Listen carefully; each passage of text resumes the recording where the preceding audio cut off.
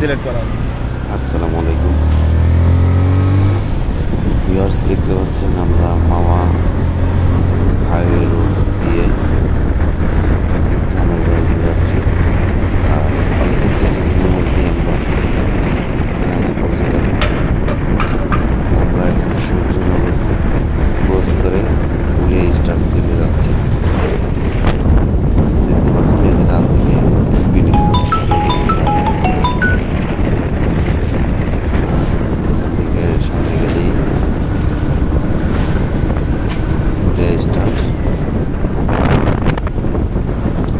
সামনে একটা motor bike আছে, এটাকে আমরা ওভারটেক করার চেষ্টা করতেছি। আমাদের সাইড দিয়ে দিয়েছে, তারপর দেখতেছি কতটুকু স্পিড উঠেছে। দেখেন আমি সাইডটা, ওনার সাইড থেকে যদি আমি বাইকটা ওভারটেক করতাম তাহলে এই ট্রাকের সাথে আমার ধাক্কা লাগার সম্ভাবনা আছে। তাই আপনাদেরকে বলছি যে সতর্কভাবে সবাই বাইক চালাবেন, তাড়াহুড়ো বাইক চালাবেন না। এই ভিডিওর মাধ্যমে আপনাদেরকে বুঝাইলাম এটাই। তো দেখেন আমি ওখানে ফাঁকা পড়ার পরও গাড়িটা টান দিলাম, ওভারটেক করলাম। আমার সামনে থেকে যে ট্রাকটা আসছিল এটার সাথে আমার দুর্ঘটনা ঘটার সম্ভাবনা থাকতো।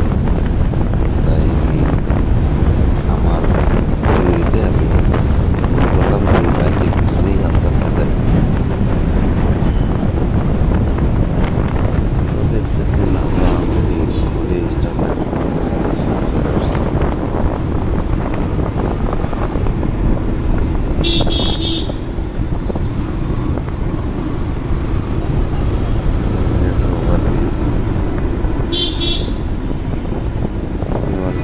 নিচ দিয়ে বাম দিকে গেলেই শিমুল বাজার।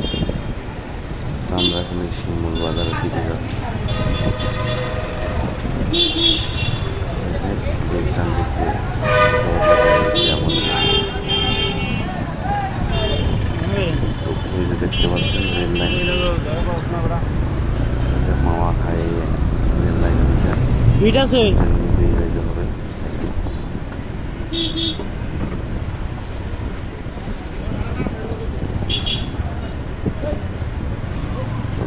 এটা আসলে হাইওয়ে কীভাবে সতর্কমূলকভাবে বাইক চালাবে সেটা দেখানোর জন্য তুলে ধরছিলাম।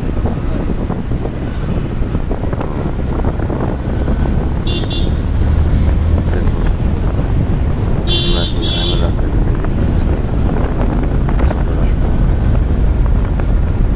রাস্তা দিয়ে ঢুকাইলো। বুঝে আর যদি রাস্তা চলে থাকেন সমস্যা নেই। ভালো থাকবেন। ছাত্রীর ভাই কি বলে শোনেন। আমাদের গ্রামের প্রাকৃতিক সৌন্দর্য দেখানোর জন্য, যে আমাদের গ্রাম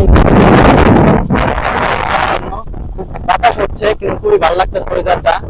ঠান্ডা ঠান্ডা আবহাওয়া, খুবই সুন্দর বাতাস।